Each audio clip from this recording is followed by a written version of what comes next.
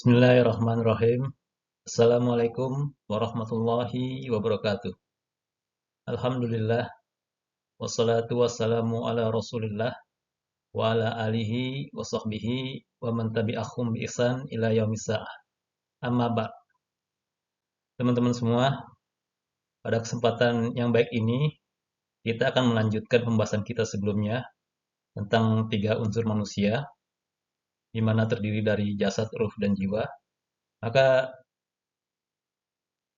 pembahasan kali ini kita akan membahas tentang hubungan ketiganya. Mengapa hal ini menjadi penting? Karena kita agar lebih memahami bagaimana proses keimanan dan proses perbuatan dari amal-amal kita itu sendiri. Di mana sebelumnya kita telah membahas bahwa ada 3 unsur manusia, yaitu jasad, ruh, dan jiwa. Di mana jasad itu adalah yang melakukan perbuatan-perbuatan, sedangkan ruh adalah di mana letak keimanan yang berada di pusatnya, berada di jantung manusia, ataupun kadang-kadang disebut sebagai hati. Sedangkan jiwa itulah diri kita yang berkehendak, yang memiliki kehendak untuk melakukan segala sesuatu.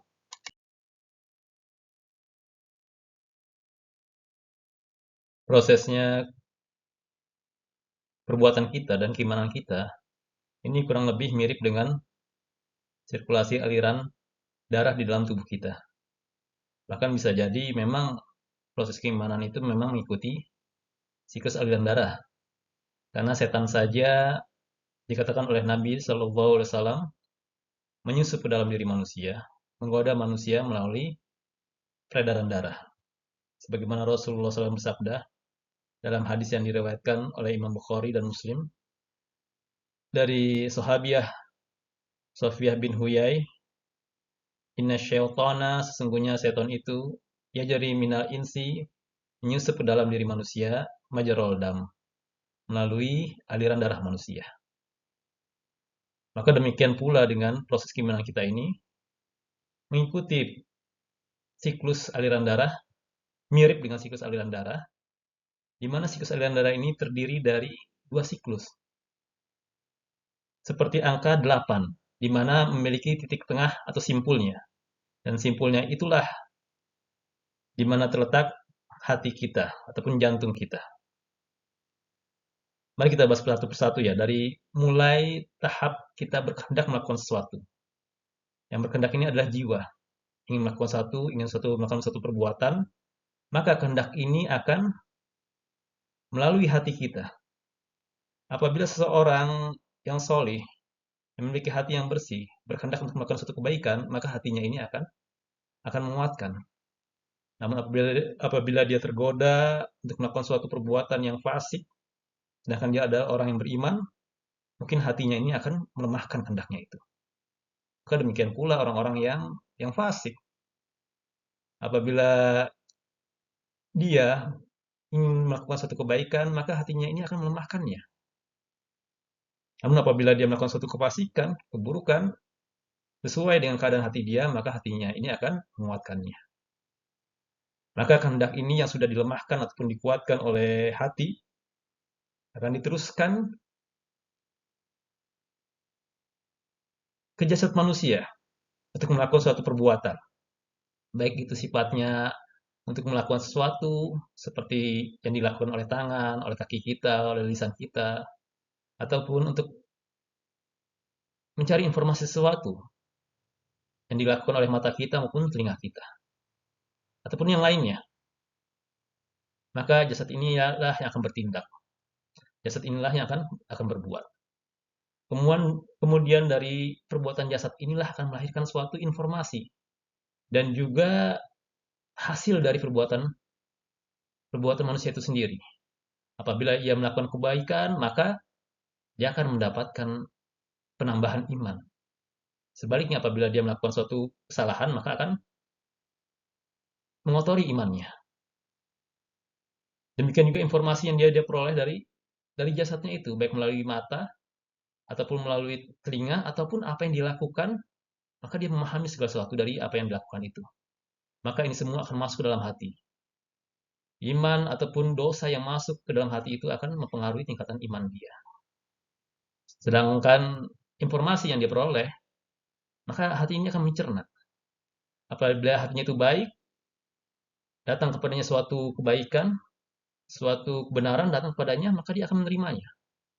Namun apabila datang kepada dia suatu syubhat, maka dia akan ragu-ragu terhadap syubhat itu. Sebaliknya, hati orang yang ingkar, orang yang fasik, apabila datang kepadanya kebenaran, maka mungkin dia akan ragu-ragu. Sulit bagi dia untuk menerimanya. Namun apabila datang kepadanya sesuatu yang syubhat, sesuatu yang sesuai dengan hawa nafsu dia, maka dia akan menerimanya. Kemudian dari keadaan hati inilah, dari informasi yang telah dicerna oleh hati inilah, maka hati ini akan mempengaruhi jiwa untuk berkehendak. Informasi yang akan diperoleh dia akan menentukan kehendak dia. Demikian proses ini terus berputar, sampai hatinya itu semakin bertambah keimanannya ataupun semakin kotor hatinya dengan dosa-dosa. Itulah proses keimanan dan amal soleh ataupun amal buruk yang terjadi pada dalam tubuh kita. Yang kurang lebih mengikuti dengan proses aliran darah tubuh kita.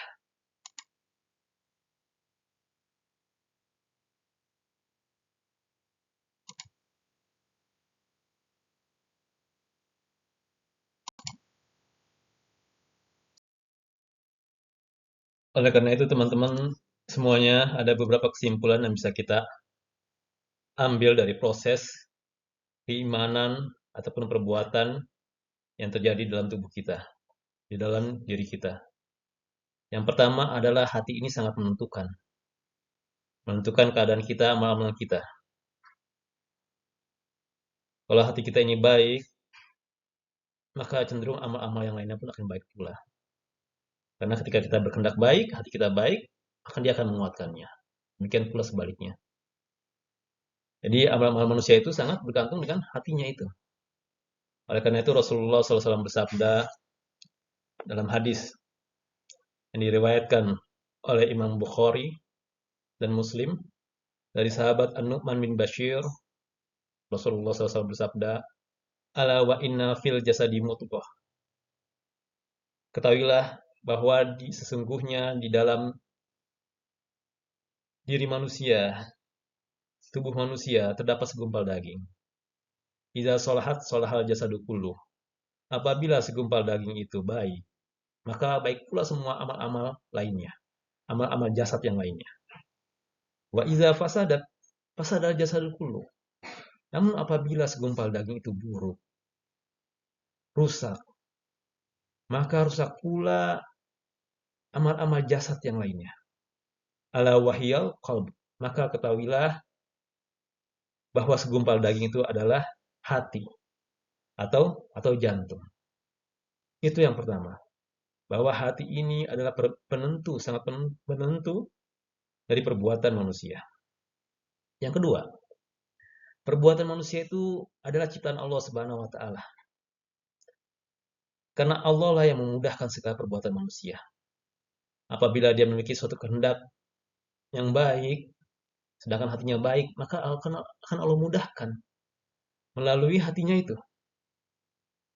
Demikian pula sebaliknya. Jadi manusia tidak serta-merta mampu melakukan sesuatu apabila dia berkehendak. Karena bisa jadi kehendaknya itu lemah, dilemahkan oleh hati. Atau bahkan jika dia berkehendak sangat kuat dan hatinya pun mendukungnya, bisa jadi faktor-faktor di luar dirinya akan menghalanginya. Oleh karena itu, perbuatan manusia ini adalah Allah yang menciptakan. Allah lah yang memudahkan segala perbuatan manusia. Sebagaimana Allah berfirman dalam surat As-Saffat ayat 96, "Wallahu khalaqakum wa ma ta'malun." Allah lah yang menciptakan kalian dan apa-apa yang kalian perbuat. Jadi bukan hanya diri kita yang Allah ciptakan, namun semua perbuatan kita adalah semata-mata adalah kemudahan dari Allah Subhanahu wa taala. Itu yang kedua. Perbuatan manusia adalah ciptaan Allah. Dan yang ketiga, ternyata kita ini hanya mampu untuk berkehendak saja, tidak mampu untuk beramal. Dan untuk itulah Allah menguji kita untuk mengetahui kehendak kita terhadap segala sesuatu, terhadap perintah Allah ataupun terhadap segala ujian Allah. Apakah kita mau taat ataupun kita mau ingkar. Itulah yang ingin Allah uji, kehendak dari kita. Adapun amal-amal ini semata-mata adalah perbuatan yang Allah mudahkan. Allah Subhanahu wa taala berfirman dalam surat Asy-Syams ayat ke-7 sampai dengan ke-10. Wa nafsi wa ma sawwaha. Dan demi jiwa serta penyempurnaannya. Kalau mengatakan demi jiwa, karena jiwa inilah yang berkehendak. Fa'alhamaha fujuraha wa taqwaha. Maka kami ilhamkan kepada jiwa itu jalan kefasikan maupun jalan-jalan ketakwaan. Diberikan ilham untuk mau taat ataupun mau ingkar. Terserah dia akan memilih yang mana. Qad aflaha man zakkaha, maka beruntunglah orang-orang yang membersihkan jiwanya itu apabila ia taat kepada Allah Subhanahu wa taala, apabila dia bertakwa. Wa khaba man dassaha, namun sangat merugilah orang-orang yang mengotorinya dengan melakukan segala keingkaran ataupun kefasikan kepada Allah Subhanahu wa taala. Itu yang ketiga, bahwa manusia ini hanya bisa berkehendak dan untuk itulah Allah menguji mereka. Dan yang ketiga, kehendak manusia pun sangat dipengaruhi oleh kehendak Allah. Dengan cara apa? Dengan cara hatinya itu. Hati yang memberi informasi kepada manusia untuk berbuat, untuk berkehendak. Apabila hatinya kotor, maka akan pandangan buruk yang akan diberikan kepada jiwanya itu. Maka cenderung dia akan berkehendak buruk pula. Demikian pula sebagainya. Dan ketika dia berkehendak, maka hatinya pula yang akan melemahkan maupun menguatkan dari kehendaknya itu. Oleh karena itu Allah Subhanahu wa taala berfirman dalam surat At-Takwir ayat 29, "Wa ma tasya'una illa ayyasha Allahu rabbul alamin." Dan tidaklah kalian itu berkehendak kecuali apabila dikehendaki oleh Allah Tuhan semesta alam. Itulah, walaupun Allah memberikan kepada kita wewenang untuk berkehendak, namun kehendak kita pula ini akan terpengaruhi dengan hati kita. Hati kita ini terpengaruhi oleh amal-amal kita sebelumnya. Apakah kita selama ini melakukan kebaikan atau melakukan sesuatu keburukan, maka hati kita ini akan terpengaruh oleh itu, dan keadaan hati inilah yang akan menentukan kehendak kita pula. Itu yang terakhir. Dan intinya adalah semuanya, bahwa dengan perbuatan ini, Allah ingin menguji kehendak kita yang ada di hati, yang ada di jiwa kita, dan Allah ingin memberikan petunjuk dan membersihkan apa-apa yang ada di dalam hati kita, keimanan kita ini. Jadi hati kita ingin Allah bersihkan dan jiwa kita pun ingin Allah bersihkan. Bahkan hati kita ini dibersihkan dengan Allah memberikan petunjuk ataupun sebaliknya Allah sesatkan. Maka Allah berfirman dalam surat Ali Imran ayat 154, "Waliyabtaliyallahu ma fi sudurikum." Bahwa segala sesuatu, segala ujian Allah berikan kepada manusia itu agar dia menguji apa-apa yang ada di dalam dada manusia, yaitu jiwa-jiwanya ini, kehendak jiwa-jiwanya ini. Waliyumahhisa ma fi qulubikum. Dan dia ingin membersihkan apa-apa yang ada di dalam hati-hati kalian, yaitu keimanan kalian. Wallahu alimun bizati sudur, dan Allah Maha mengetahui segala isi hati.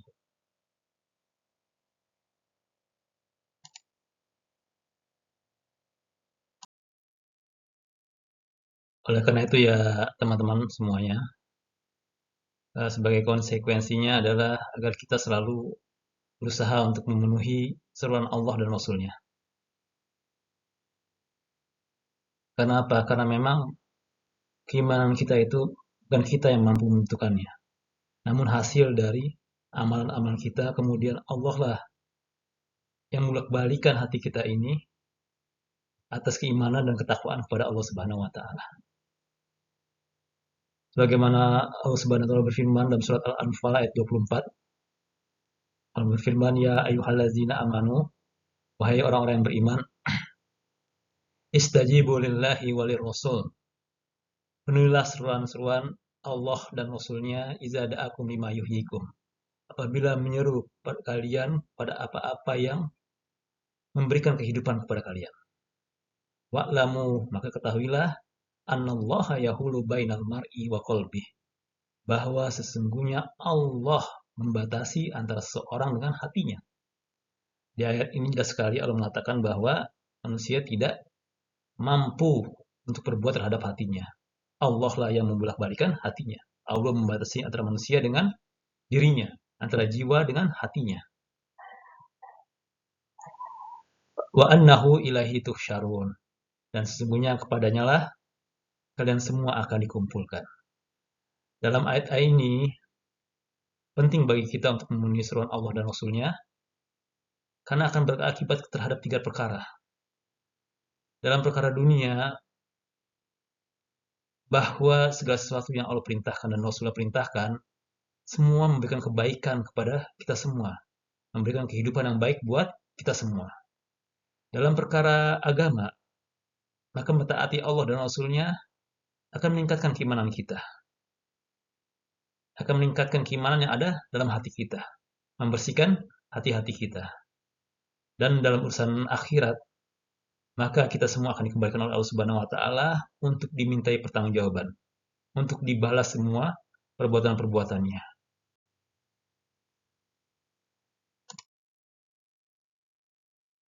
Selain itu, kita harus berusaha untuk bertakwa kepada Allah Subhanahu wa taala.